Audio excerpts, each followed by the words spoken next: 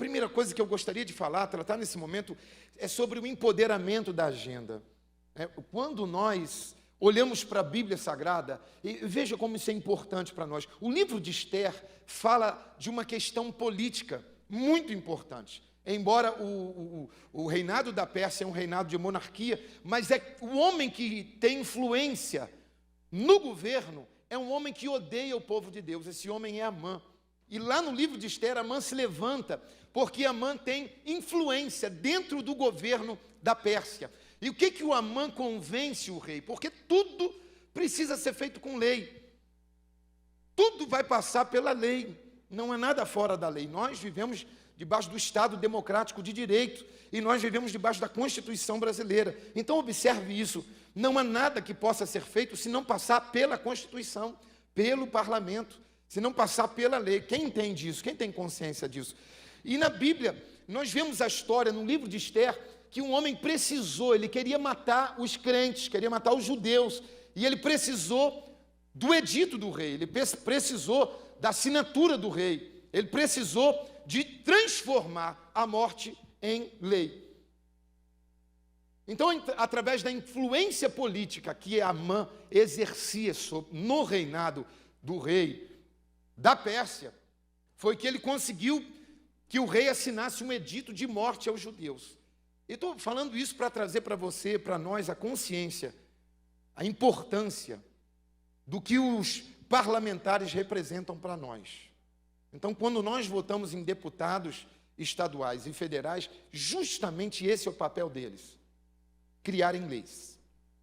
Por isso, nós não podemos votar de qualquer forma. Veja como é interessante, se eu perguntar para a maioria aqui, quem se lembra do último deputado, da última eleição, em quem você votou para deputado? Não precisa responder. Em quem você votou para deputado federal? Em quem você votou para deputado estadual? Em quem você votou para o Senado? Muita gente esqueceu. E esse esquecimento é um erro da nossa parte. Nós precisamos entender que um parlamentar, ele representa a gente, ele tem poder de representar. A democracia é feita disso. Parlamentares representam as várias ideias que há na sociedade democrática de direito.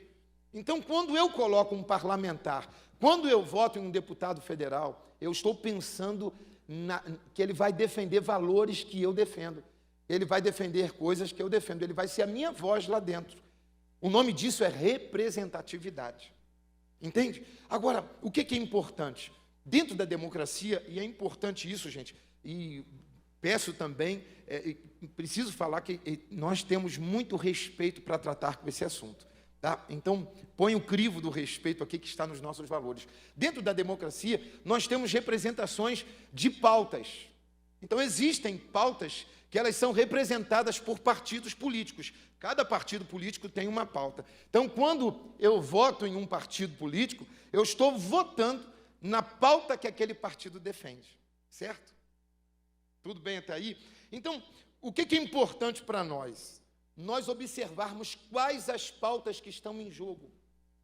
Quais as pautas que estão por detrás de cada partido. Qual a pauta que o partido que você vai votar defende? Qual a pauta que o deputado federal que você vai votar tem na sua raiz partidária?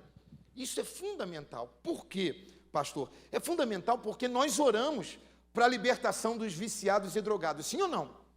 Mas tem partido que tem pauta nele e ele defende a legalização das drogas. Você já parou para pensar na incoerência que há nisso? Ah, Senhor, liberta os viciados das drogas. Mas você vota num partido que eles vivem constantemente elaborando textos para a legalização das drogas. Aí nós oramos pelas crianças, sim ou não? Senhor, salva as crianças, cuida das crianças. Mas votamos em um partido que tem no seu bojo, na sua pauta, a erotização de crianças. A ideologia de gênero. Há coerência na nossa oração? Então a gente precisa saber quais as pautas estão por detrás de alguns partidos. É importante nós pensarmos nisso. Por exemplo, veja essas pautas, quais os partidos que estão adotando essas pautas. Legalização das drogas, legalização do aborto. Nós oramos, Jesus salva a nossa geração, mas votamos em partido que tem no seu bojo, na sua pauta, a legalização do aborto. E sempre com um discurso assim, não, tem que, é o meio ambiente, é isso, e depois vai entrando com um monte de pautas assim. Erotização de crianças.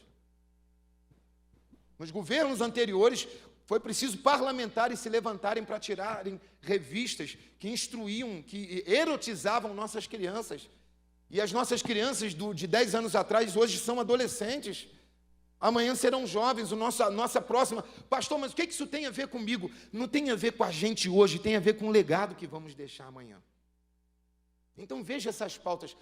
Legalização de drogas, legalização do aborto, erotização de crianças, ideologia de gênero e mais algumas. Eu estou colocando as mais simples e as que são mais faladas. Essa ideia é a ideia do progressismo. O progressismo está aí com as suas pautas. E aí, a pergunta para nós, Igreja do Senhor, que pauta você vai empoderar? Dependendo do partido que você vota, da legenda que você vota, você está empoderando algumas pautas.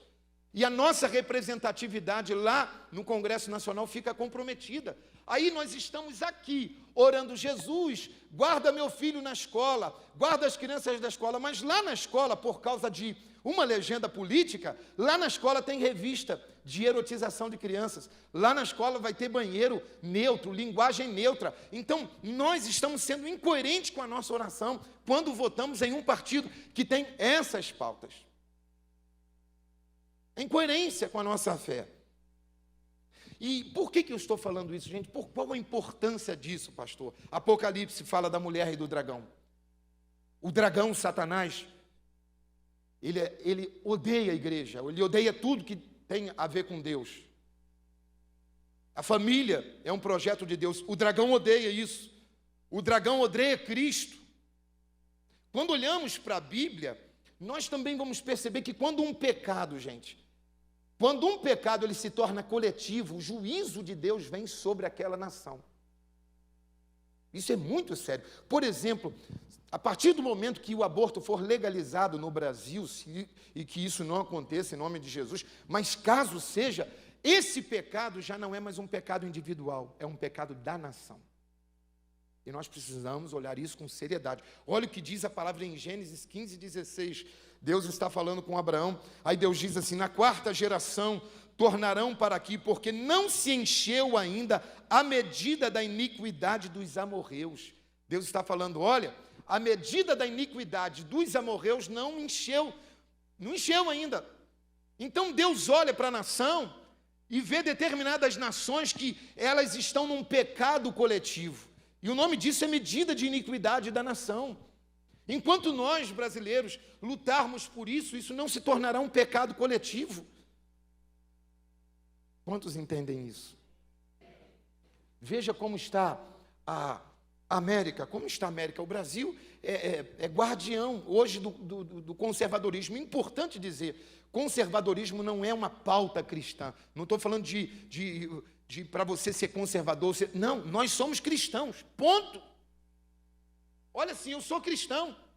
Não precisa dizer que é conservador ou progressista. Olha para a Bíblia. Nosso fundamento não é uma ideologia política, nosso fundamento é a Bíblia. E a Bíblia não é um livro para concordar, é um livro para obedecer. Eu não estou aqui para sugerir a você que obedeça a Bíblia, eu estou falando para você obedecer a Bíblia. Não a mim, mas é a Bíblia, eu sigo a Bíblia. Então, você vai chegar à sua própria conclusão olhando para a Bíblia e falar, peraí, isso aqui não tem a ver com a Bíblia. Como é que eu vou assassinar uma criança que no Salmo 139 diz, tu me conhecias quando eu estava sendo tecido no ventre da minha mãe? Como é que eu vou ser a favor de alguém que eu vou apoiar, empoderar uma agenda que fala do aborto, que legaliza aborto? Como eu vou empoderar uma agenda que legaliza drogas para tirar a consciência do ser humano? Só a mãe que sabe o que é ter um filho nas drogas sabe do que isso representa, do que essa agenda representa. Olha como está o mundo hoje. O espectro de esquerda está tomando o mundo. Olha lá, em vermelho, espectro de esquerda. Aonde a gente vê vermelho tem a visão progressista, tem a ideologia progressista. São países que hoje já têm seu governo progressista.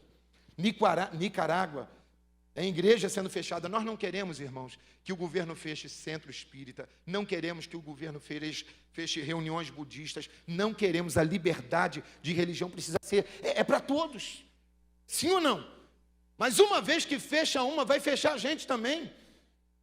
Você está entendendo? Eu não quero um governo crente. Eu não preciso de um presidente crente. Eu preciso de um presidente que cumpra, que olhe para o cidadão de bem e cumpra pautas que tenham a ver comigo. Ponto. Eu não quero um parlamentar crente, eu quero um parlamentar que tenha pauta, que tenha a ver comigo, que tenha princípios, que olhe para a Bíblia e respeite essa visão, que respeite o próximo, que respeite as religiões. Vocês estão entendendo? Vai muito além de ser ou não cristão, é isso aqui, é princípio, é o que pauta a minha vida. Eu preciso encerrar. Então, observe, a gente fala assim, Senhor, quem ora pela igreja perseguida? Quem já orou? Mas a gente apoia partido que subsidia políticas que perseguem a igreja, a política da Venezuela, que persegue a igreja. O Brasil foi um grande investidor na Venezuela. Política de Cuba, que persegue a igreja. O Brasil foi um grande investidor em Cuba. Então, eu encerro perguntando a você, é importante que você saia daqui, o pastor mandou votar em A e em B. Eu não estou mandando nada, por favor. Eu só sou um condutor do reino de Deus. Mas eu quero que você separe um momento para fazer uma reflexão e buscar coerência. Coerência com a sua fé. Pastor, eu já faço e já voto nessa visão política há muito tempo. Qual o problema de você pensar, comparar a Bíblia com essa visão política e tomar a sua decisão? Amém, querido? Glória a Deus. Então, encerro falando para você, qual é a agenda que você vai empoderar? É isso que nós temos que pensar na hora de votar. Nós não falamos de político, mas falamos de política. A Nascer para Deus não é uma igreja apolítica. Não, nós não somos separados da política. A gente tem uma visão. Minha visão que a gente tem é o que eu estou passando para vocês. Amém? Em nome de Jesus, obrigado pela atenção.